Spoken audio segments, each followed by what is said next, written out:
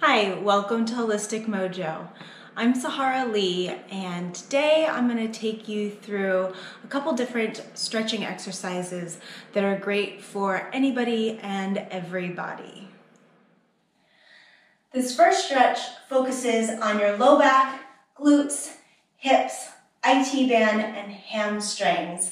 And there's an added benefit here if you suffer from sciatic pain, because it's going to release all the tissue and ligaments around the sacrum to open up that joint so that the sciatic nerve has more space to live and move.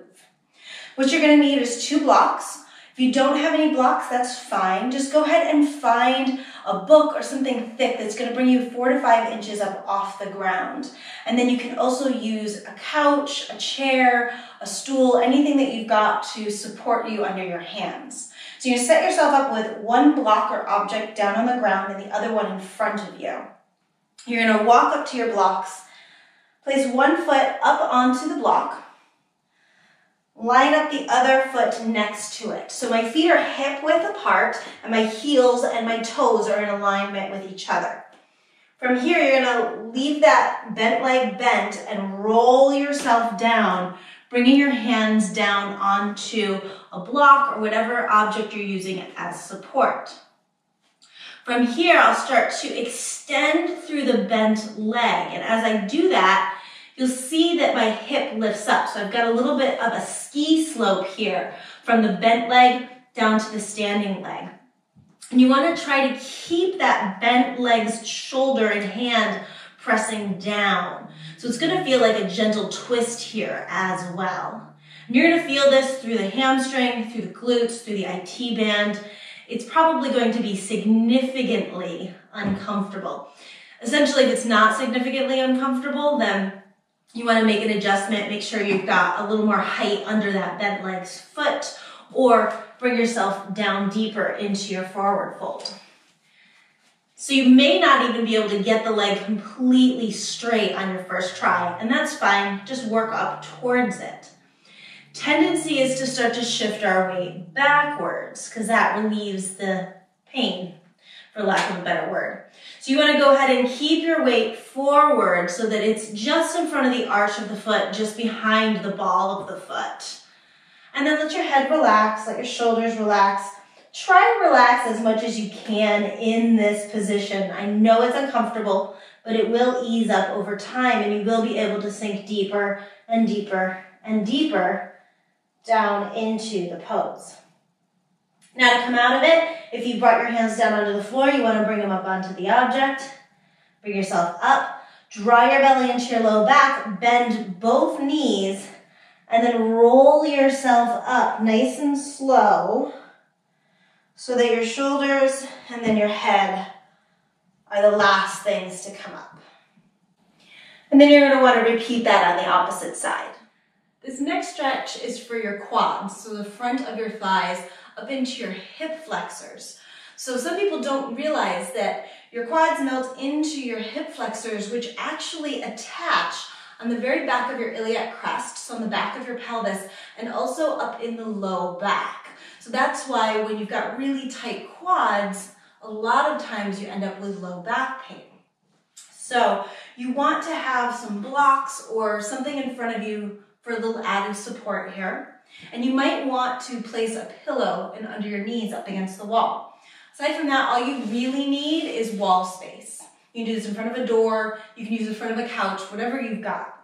So you're going to start off on all fours with your toes in towards the wall. And then you're going to take one leg all the way back and press your knee right into the corner where the wall and the floor meet. Now, this might be a deep enough stretch for you, and you might just place your hands there and sink your hips down. To go a bit deeper, you can take that standing knee, that forward knee, further out in front of you. Now, if this feels pretty good, pretty easy, then you're going to want to walk yourself over towards that leg that is down and back. Lean into that side and swing the other leg forward into a lunge position. And then line yourself back up, center. Pretty much this pose is excruciating.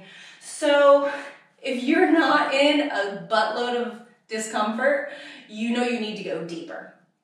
So what we're working at is getting the hips to fall away from the wall. So we're pulling them towards that front standing foot. And then you just breathe and pray.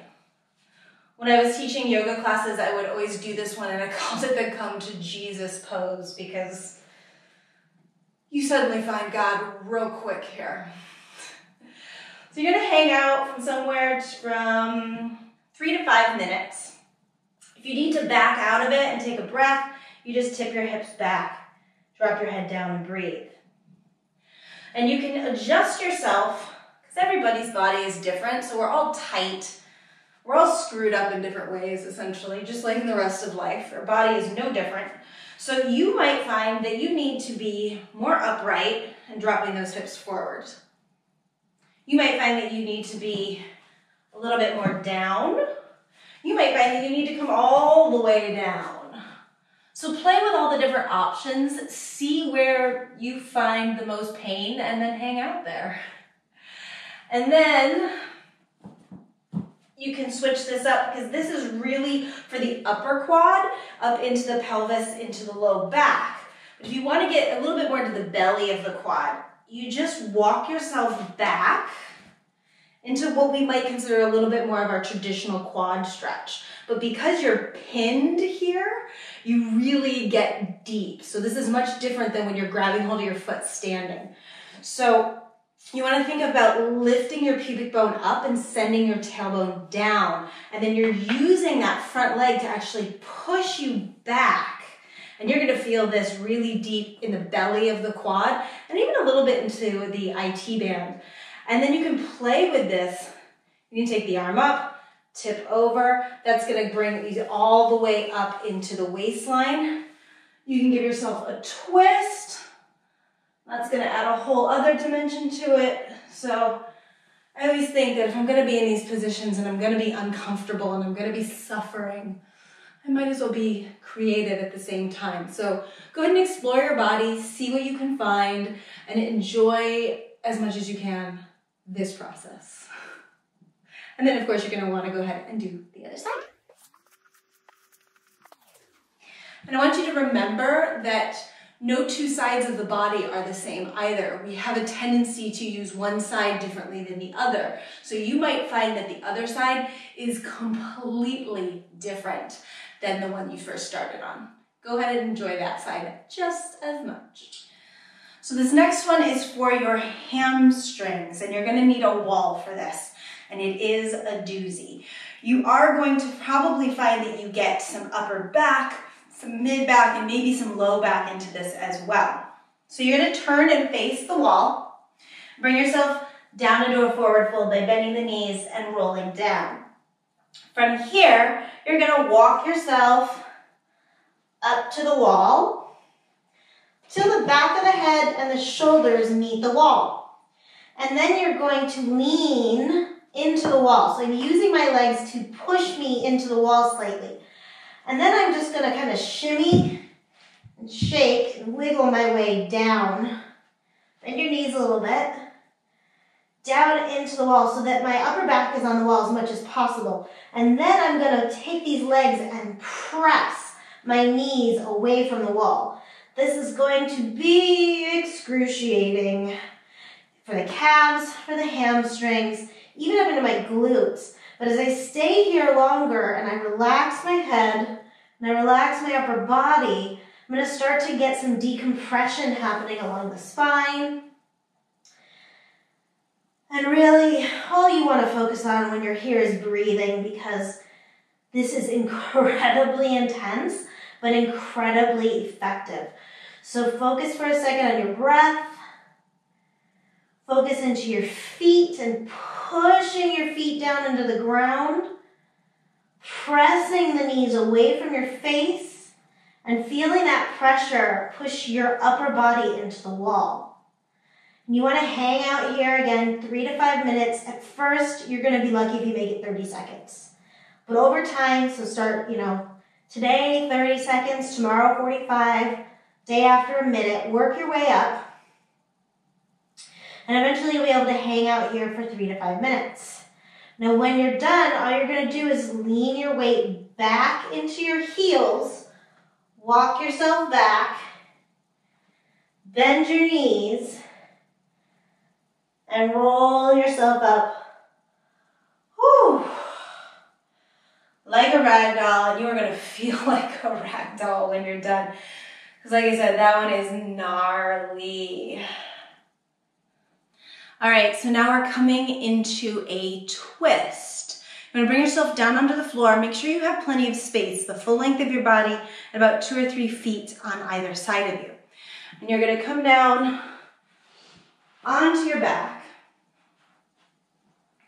And just take a second to lie here.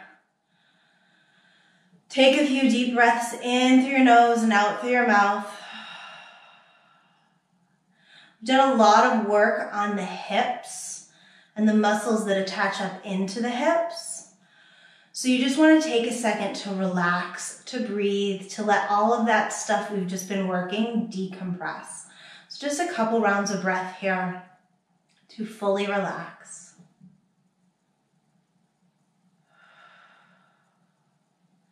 And then you're going to go ahead and bend both knees.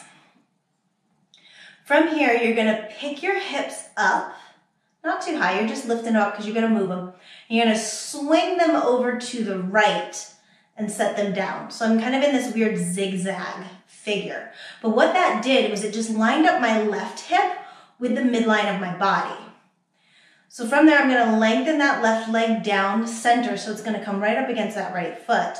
And then I'm going to take my body over to the left in a twist. So now you can see, I might even need to go further, that I am in one long line all the way through. So this is different than if you don't pick your hips up and move them over to the side. You end up in a weird zigzag here, and it makes it really hard to breathe, and it's just not effectively twisting your body.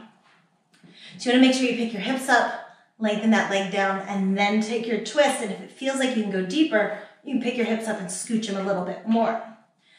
Now, a lot of times if you've been in a yoga class, they will tell you to turn your head away from your knee because that completes that full twist. And while that is true, you're missing out on a really beautiful opportunity by doing that. And you're not really gaining anything other than a pretty line. If you go ahead and turn your face towards your knee, now you start to open up across the scalenes and across the chest. So the pec muscles open up. You open up into the shoulder joint that stretches out into the delt muscles, even into your bicep tendon attachment. And then here, just taking deep breaths. And you want to breathe into your whole torso. So thinking from your collarbones all the way down to your pubic bone and tailbone. So just like a big barrel, fill it up with every inhale and release it with every exhale. And that's just creating a deeper twist and more compression and relaxation for all the tissues around the spine. This one should be pretty easy to hang out in for 3 to 5 minutes. And if you're feeling really tight and tense through the hips, you can always take those blocks and place it under the knee or put a pillow under the knee.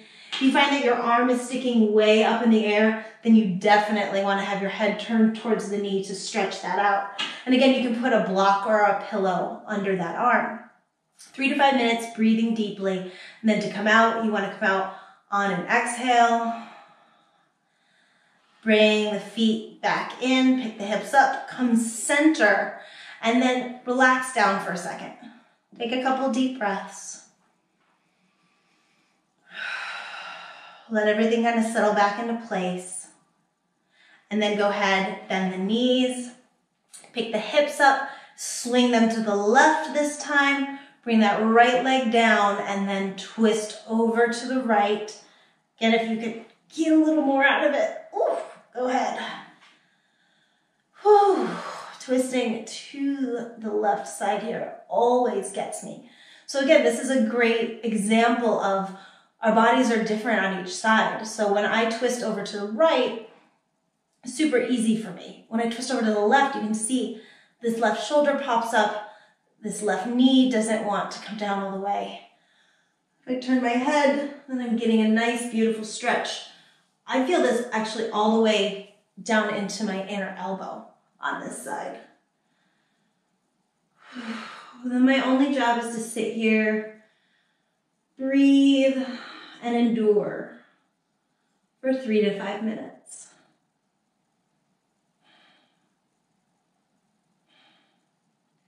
And then when I'm ready to come out, I do so on an exhale. Bend both knees in, swing my hips center, and relax down, taking a couple of deep breaths here. Okay, so this next one is for your wrists. You're gonna come down onto the floor and then onto all fours. Turn your hands all the way around so that your fingers point back towards your knees. Oftentimes, this is plenty deep for people. If, however, you'd like to go further, you're simply going to shift your weight back towards your feet and breathe. It's quite intense. If you find this to be too intense, what you want to do is just walk up to your couch or a chair and then fold over and do this there. So it's a lot less pressure and you can support yourself a little bit more so there's less weight in your hands. And you're going to hang out here for just a minute or two. Lean forward. And if you're feeling like, oh, that's really intense, you might want to walk your knees up to your hands so you can really pull your weight out of the hands. And then flip your hands around. Oof. Rest back. And then I like to do an opposing stretch. So I just bring the backs of my hands together and I drop my elbows down. I'm not pushing, I'm not forcing this at all. I'm literally just using the weight of my elbows to stretch out the tops of my wrists. And just stay here for a couple breaths. Okay, so this last exercise is for your shoulders. You're gonna need a block or an object that's about 7 or 8 inches long. Now, because I'm in the gym, I'm just gonna use the rail of the treadmill, but you can use any countertop or table as long as it's no lower than your hip height. And if you have really tight hamstrings, you're gonna wanna go higher than your hips. So you're gonna take your block between your hands and you're gonna squeeze those elbows in so that they are the same width as the block. You're then going to take your elbows and place them on the table. From here, keeping the fingers pointing towards the sky, walk your hips back and drop your head down. You want to keep those elbows in nice and tight. And the tighter your shoulders and the little muscles in between your ribs are, the harder this is going to be to drop down to a 90-degree angle. So keeping those elbows in nice and tight, letting the head drop, shift your weight back into your heels here, stretch your waistline, stretch your rib cage because we're also getting in between the ribs. Whew. And just breathe. To come out, you'll walk yourself up. Ooh, come out nice and slow. So again, the tighter your shoulders are, the more challenging that's going to be, and the more challenging it's going to be to come out of. So you want to make sure that you're just as mindful coming in and out of each exercise as you are when you're actually in it. All that stuff is super important to make sure you're protecting all the other pieces of your body.